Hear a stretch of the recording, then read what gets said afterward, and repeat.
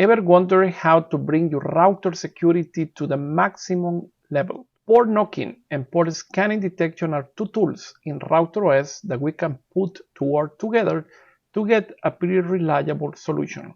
My name is Wilmer Almazan, and this is the Network Trip.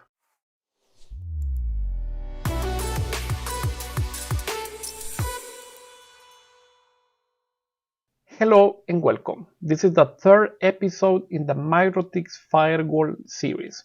So today we're going to complement the knowledge that we got in the previous class. So at this point we are able to create a firewall that is going to protect the router itself. If you have come directly to this video and you don't have any prior experience about the MikroTik firewall, I would highly recommend to check the video above. So now let's start checking what the configuration that we left in the previous class. We can see that we are able to manage the device via SSH and Winbox, but that is going to be possible only from trusted IP addresses. And then from the LAN network, we are accepting ICMP requests. So if someone is sending a ping to the gateway, that is going to be this router, we are going to reply that only for local area network users. And also we are accepting DNS requests because this device is working as a DNS server. So to be able to manage the device via Winbox or SSH, we must have the IP in that list, the trusted IPs. So the problem is that if you are not connected to your network, you are in a remote location in a different city, country, or continent, you don't know what IP you are going to have there in the future. So how can we keep this level of protection, but still being able to add dynamically an IP to that trusted list? And then we're going to use this technique that is called port knocking. So like this, pretty straightforward. So basically this technique is simply going to set a sequence of numbers that can be via TCP or via UDP, and then we must send requests following that exact sequence of numbers.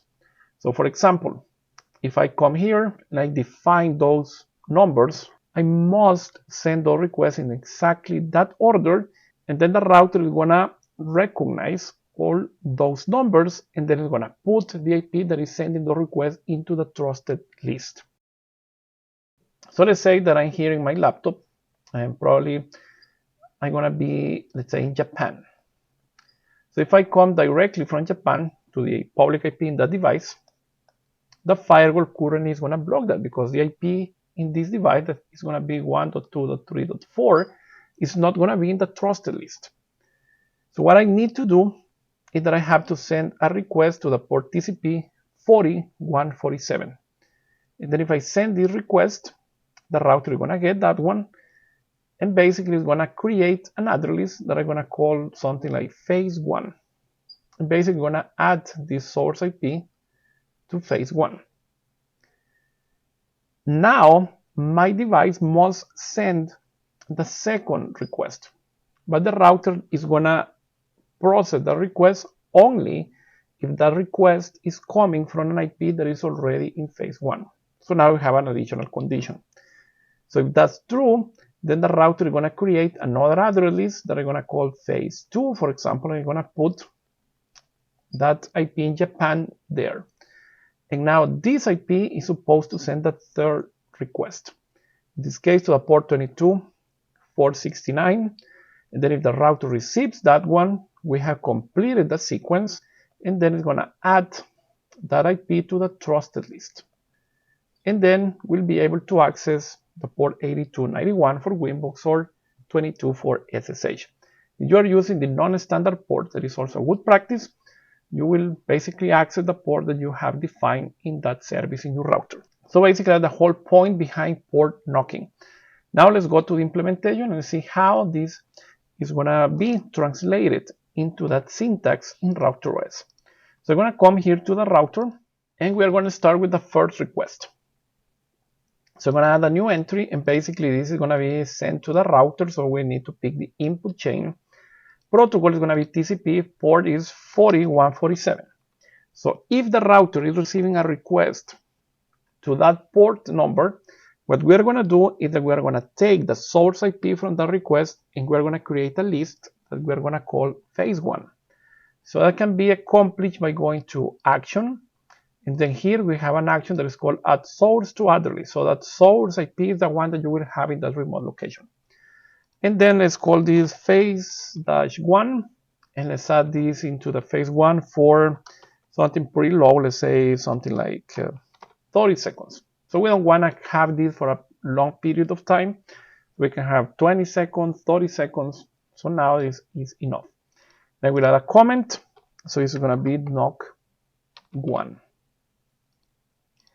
And I will put this on top of the drop. And now we have completed the step number 1 in this sequence. So basically that has been accomplished. And now the IP is going to be here in phase 1. So now we need to meet those two conditions. So let's go back to the firewall. I'm going to add a new entry. And now the condition is going to be that this is going to be the input chain because it's going to go to the IP in the router. But there is another condition. The request must come from phase 1. And it's going to go to the port TCP 9654. So we're going to set that IP. And now we're going to take that IP and we're going to create a new address list that we're going to call phase 2. We will come here to action, add source to address list. And let's say phase 2. And again, this is going to be there for 30 seconds. So we have 30 seconds to send the next request. So now we have that here, and this is going to be knock2. And I will move this on top of the drop again. So we have knock1, knock2. So that means that at this point, this device is going to create a new list. There's going to be phase 2, and now we're going to have the IP there. And now we must send a third request, and that has to come from that phase 2 list. So if I go back, I will simply add a new entry. The chain is going to be input, protocol, TCP, and the destination port is 22469. But the additional condition is that this request must come from an IP in phase 2. And finally, if we have sent those 3 requests, we can simply add this one to the trusted list. And here we are going to use a higher value, let's say 1 day, for example. I will say 1D, and then 0 hours, 0 minutes, and 0 seconds. And then we can simply apply, and I can say knock3 dash complete. And I will put this on top of the previous one. So that means that at this point, if you are in Japan, in Germany, in Mexico, in Brazil, in Venezuela, you're trying to access that device, basically you will be able to put your IP into the trusted list, and then you will have access to SSH and Winbox or any other service that you have enabled in your device. So let's see how this is going to work. So if I go to address list now, we can see that the trusted IPs are just 88.254 and 200. So I'm going to go to a laptop, and I'm going to use an IP different than that one. I will try to access the router. That drop at the end is going to block the access, but then we're going to knock the device, and we should be able to put the IP here in that trusted list, and after that we'll be able to access the router. So let's see how this is going to work. Okay, so now I'm in this laptop. So if I come to this device and I try to establish a connection to that router, you can see that this is not working. Basically, that is because the IP in this computer is not in the trusted list.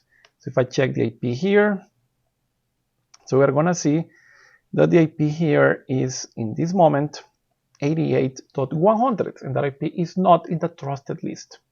So now I'm going to show you how to send those knocks manually by using the Winbox. But by the end of the video, I'm going to show you 2 applications that you can have in your Android or iOS device. So I will come here and I will simply add a column, and basically I will add the first port. This is 4147. Connect. This is going to send the first knock. So at this point, this IP should be on phase 1. I will use the second port, 9654. Connect. Now the IP in this device should be in phase 2. And I will send the third number in the sequence, that is 22469. And I will click connect. And now I have completed that sequence, and I should be able to access that device. And you can see that the IP is in phase 1, phase 2. Now that is going to disappear because the timeout was just 30 seconds. But we're going to have that IP for 24 hours in that trusted list. That means that I can continue accessing that device for the next 24 hours if I keep the same IP. So in this case, I'm connected to the local area network, but this process will be exactly the same if you are with a public IP somewhere else. So now we have a pretty good level of security in the router. But still, there are some options for vulnerabilities. Like for example, if you are taking a Linux device or you are taking any type of operating system and you have Nmap on it, and you start sending a bunch of port scanning attacks. So every time that you are executing that attack, eventually you will be targeting one of the ports in the sequence. And if you execute that multiple times, you can potentially put your IP into the trusted list.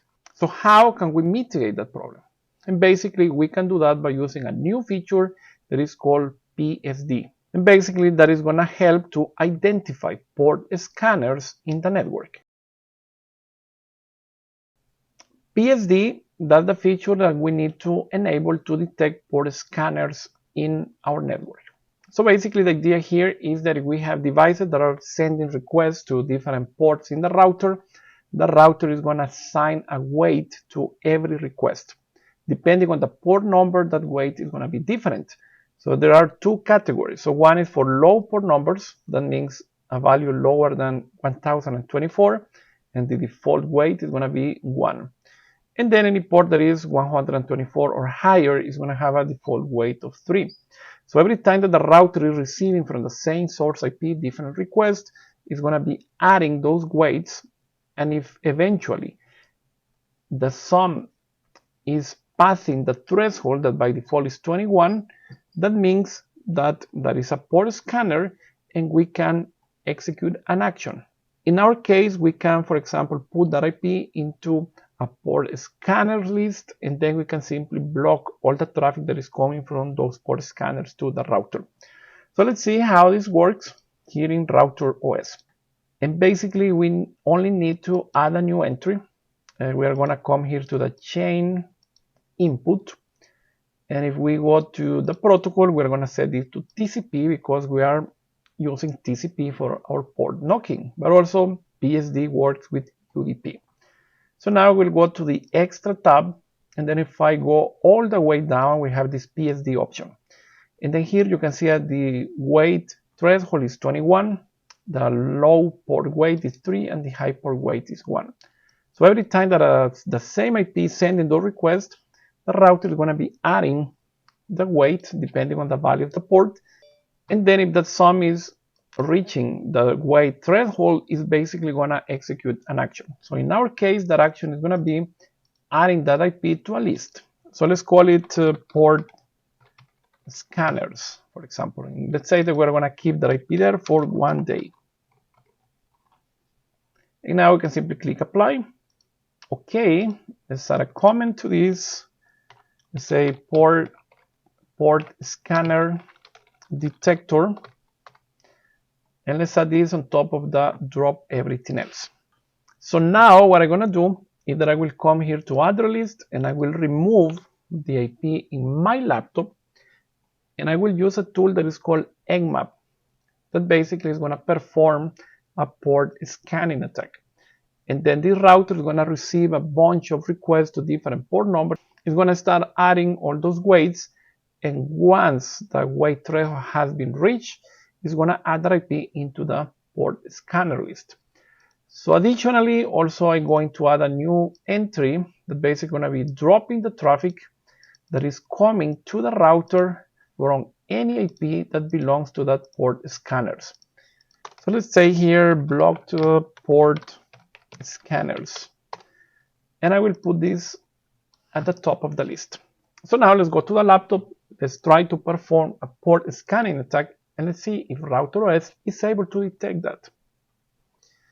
Okay, now I'm back in the router, and if I try to access the device, you can see that I'm not able to do it because this IP is no longer in that trusted list. So now, instead of acting like a legitimate user, I will act as a malicious user. So I don't know what is the sequence of the numbers for port knocking, But I will try to use a tool, nmap, and I will use the following command. Basically, it's going to be sending different requests to that port range that basically is covering all the available ports. It's going to be using T5. This is pretty fast. And this is the target, so that's the IP of the router. And then if I press enter here, so now this device is sending a bunch of requests to the router. And then the router must add the IP of this device into the port scanners and will be able to block the traffic that is going to the router from that IP. So let's go to the CCR 2004 and see if that is happening. So if I come here and I go to address list, so you can see that this is here in port scanners. So if I remove that IP, the attack is still coming, and then we're going to see that IP here just in a bit. And then you can see that IP is there again. So if I come to filter and I want to see how the traffic look like in terms of port numbers, I can simply add entries to the log. And I will say port scan, for example. I will keep this just for a few seconds. I will disable the log. OK again. And now if I go to the log, you see a bunch of entries here. And then on the detail, you can see that we have entries coming to different port numbers. But this router is able to detect that there is a device that is performing a port scanning attack. So now we have the security of the router at the maximum level. So we have port knocking and PSD working together. So you don't want to send those knocks manually via Winbox. You can also use an app in your mobile device. So let's see some options that you have, and then you will be able to install that in your Android or iPhone device. Okay, your device is an Android. You will be able to use an application like Port Knocker, so you can check the icon here. And basically, if we check the screenshots, you will be able to see that here we're going to add all the numbers that we have included in the sequence, including the protocol. And once we have added that information, we are gonna simply hit that option to send those knocks to the router. If you are using an iPad or iPhone, you can use port knock. And also here you can create that sequence and then send those requests to your device. If you are interested in learning more about MikroTik and networking in general, please get subscribed to the channel and click on the bell. And every time that I'm uploading new content, you will get a notification. Thank you, and I see you in the next one.